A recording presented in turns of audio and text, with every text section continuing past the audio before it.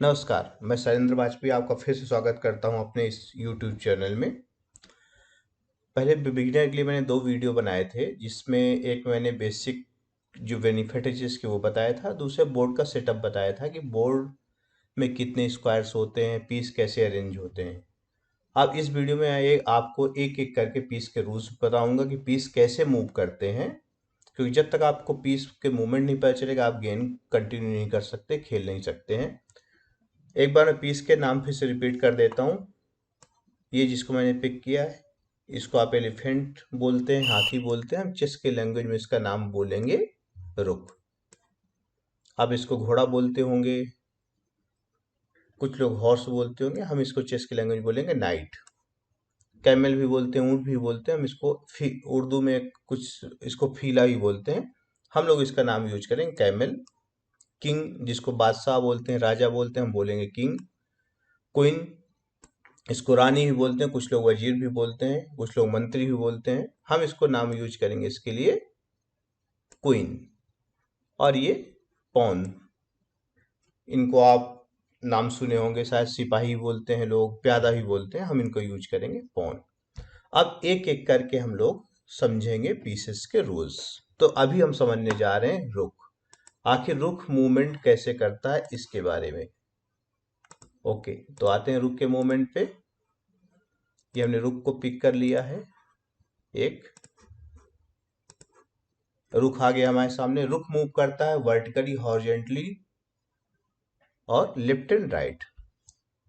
आप ऐसे समझ सकते हैं कि सीधे मूव करता है किसी भी डायरेक्शन पे, या प्लस की तरह।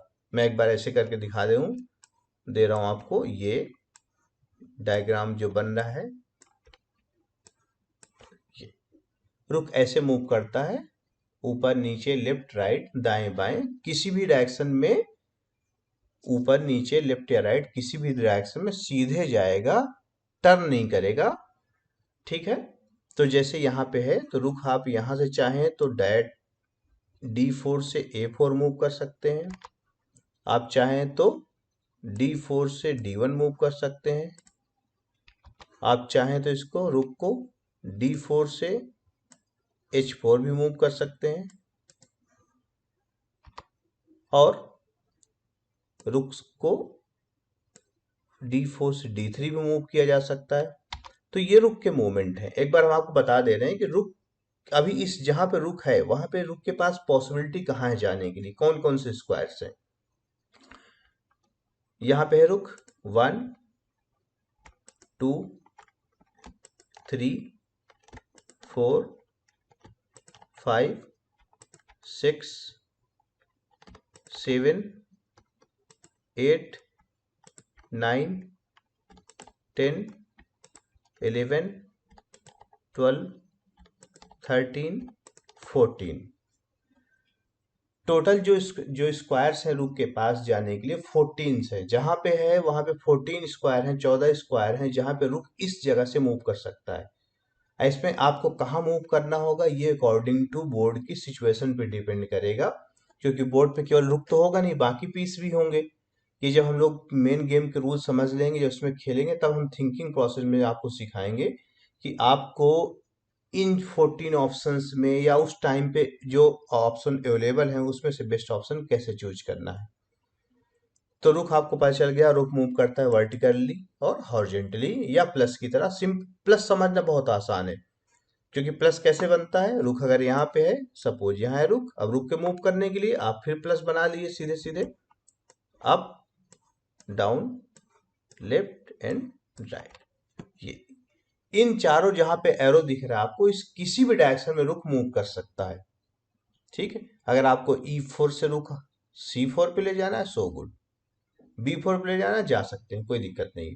H4 पे ले जा सकते हैं, G4 पे ले जा सकते हैं, F4 पे ले जा सकते हैं।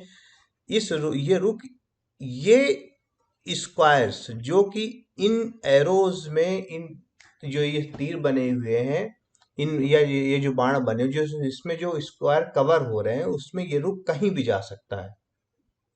आई होप कि क्लियर हो गया होगा। हाँ, अगर आप रुख को मूव करेंगे, सपोज कि यहां मूव कर लिया, ठीक। अब फिर ये मूव करेंगे, जब रुख ने मूव कर लिया तो अब अपोनेंट की मूव आ जाएगी। अब आप ये नहीं कह सकते एक बार मूव करने के बाद दोबारा मूव कर ले। गेम जब स्टार्ट होता है तो फर्स्ट मूव हमेशा चलता है वाइट।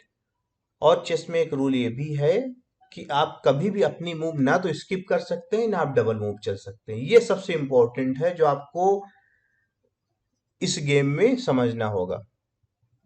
जैसे आप लूडो खेलते होंगे या कुछ सांप सीढ़ी खेलते खेलते हैं तो उसमें कुछ कंडीशन में आपको 2 बार चलने को मिल जाता है, जैसे 6 आ गया।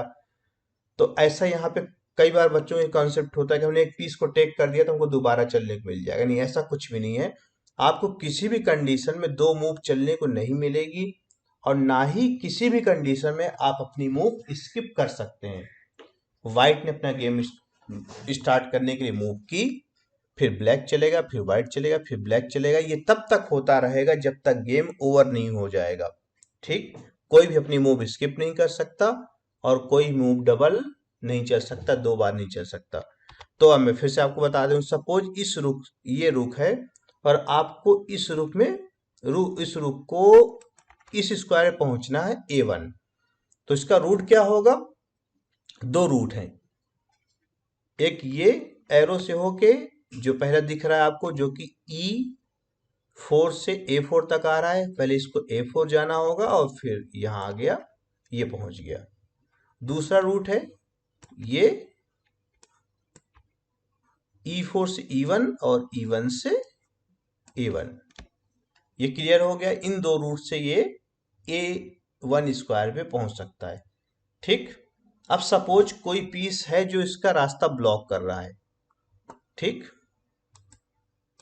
अब मान लेते हैं यहाँ पे कोई ऐसा पीस है जो इसका रास्ता ब्लॉक कर रहा है। एक ये नाइट रख देते हैं और एक इसका नाइट रख देते हैं। ठीक, अब फिर से क्वेश्चन आपको है, अब इस रुक को आपको फिर से पहुंचाना है इस A1 स्क्वायर पे। ठीक है, अब कैसे पहुंचेंगे? अब आपके लिए ये रूट काम नहीं आएगा। कौन सा रूट? रुक से E1 जाके और फिर यहां जाना, ये रूट काम नहीं आएगा। क्यों नहीं काम आएगा? कि कोई भी पीस अपने खुद के पीस को टेक नहीं कर पाता। अब कोई पीस अपने खुद के पीस को टेक नहीं कर सकता, मतलब उसको मार नहीं सकता। जब भी पीस मूव करेगा तो या तो खाली स्क्वायर पे जाएगा, मतलब कि वहां उस स्क्वायर पे कोई पीस ना हो, या फिर अपोनेंट का पीस हो। तो ना ये स्क्वायर E1 खाली है, ना यहाँ पे अपोनेंट का पीस है, तो इसलिए रुक E1 से मूव नहीं कर सकता। हाँ, ये स्क्वायर जो A4 है ये खाली नहीं है, लेकिन यहाँ पे अपोनेंट का पीस है, तो रुख यहाँ पे ऐसे जाके इसको टेक करेगा और दूसरी मूव में टर्न करके फिर यहाँ पहुंच जाएगा। लेकिन ध्यान रहे, ये A4 जाएगा फिर A1 जाएगा, ये 2 मूव होगी। जब रुख ने यहाँ चल लिया तो अब अपोनेंट की मूव आएगी, मतलब ब्लैक की मूव आएगी। जब ब्लैक चल दे और फिर व्हाइट को टाइम मिले और व्हाइट को ठीक लगे तो वो यहाँ चल सकता है। ठीक, फिलहाल तो आप 1-2 बार चल के पीस के मोमेंट को समझिए, इससे फर्क नहीं पड़ता आप लगातार 2 या 3-4 मूव चल रहे हैं। अभी आपको केवल पीस का मूवमेंट समझना है। तो मैं फिर से अगर बात करूं कि रुक को हमें इस कंडीशन पे, जहां रुक है इस कंडीशन पे हमको अपने रुक को, ये पोजीशन आ गई है और हम अपने रुक को अब यहां से, ठीक, इस रुक से हमको अपने रुक को मूव करके पहुंचाना है G5 तक। अब आप प्लान करिए कि शॉर्टेस्ट रूट क्या होगा, कितने मूव में पहुंच जाएगा। ठीक, तो मैं एक पॉसिबिलिटी आपको दिखा रहा हूं। आपको रूल से रुक के मूवमेंट समझ में आ गया होगा तो आप काउंट करना शुरू करिए। देखिए, पहला ऑप्शन है कि रुक जाए D1 1 देन 2 एंड देन 3, ऐसे ये पहुंच गया। कितने में पहुंच गया? 3। दूसरा ऑप्शन दिखा रहा हूं मैं, 1 जो पहले ही है, फिर 2 और फिर 3, मीन्स 1 2 3। एक रूट हो गया, 1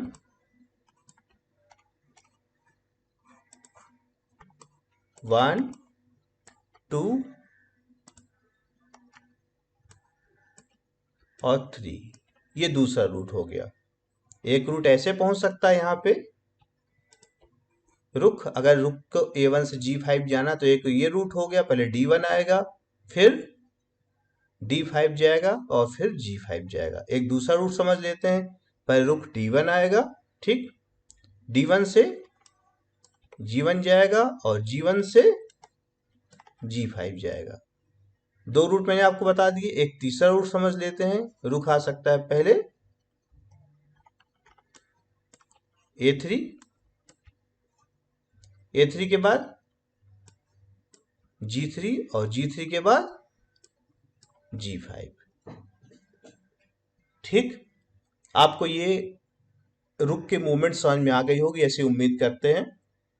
नेक्स्ट वीडियो सेम मैं बनाऊंगा रुख के मूवमेंट पे ही। उसमें कुछ आपको जो पेरेंट्स हैं, जो एक तो इस चैनल पे कुछ पेरेंट्स भी सब्सक्राइब किए हुए हैं, कुछ बच्चे भी हैं जो खुद सीख रहे हैं, कुछ पेरेंट्स भी सब्सक्राइब किए हुए हैं जिनका आशय ये है, उनका मोटो ये है कि वो अपने सीख के खुद अपने बच्चों को रोज सिखाएं। तो नेक्स्ट मैं जो वीडियो बनाऊंगा सेम रुख के मूवमेंट पे ही, उसमें बताऊंगा कि पेरेंट क्या कर सकते हैं रुख की मूवमेंट अपने बच्चों को सिखाने के लिए। तो आप बने रहिए इस YouTube चैनल के साथ, लाइक कर दिए, सब्सक्राइब करिए। नेक्स्ट वीडियो में मिलता हूँ रुख के प्रैक्टिकल मूवमेंट की कैसे आप अपने बच्चे को सिखाएं, या अगर आप टीचर हैं स्कूल में या कहीं ऐसी जगह पे जहां आपको बच्चों को सिखाने का मौका मिल रहा है, तो आप कैसे मूव उनको सिखाएं। चलिए अभी मैं ओवर करता हूँ इस वीडियो को। आप सबका बहुत बहुत धन्यवाद इसको देखने के लिए।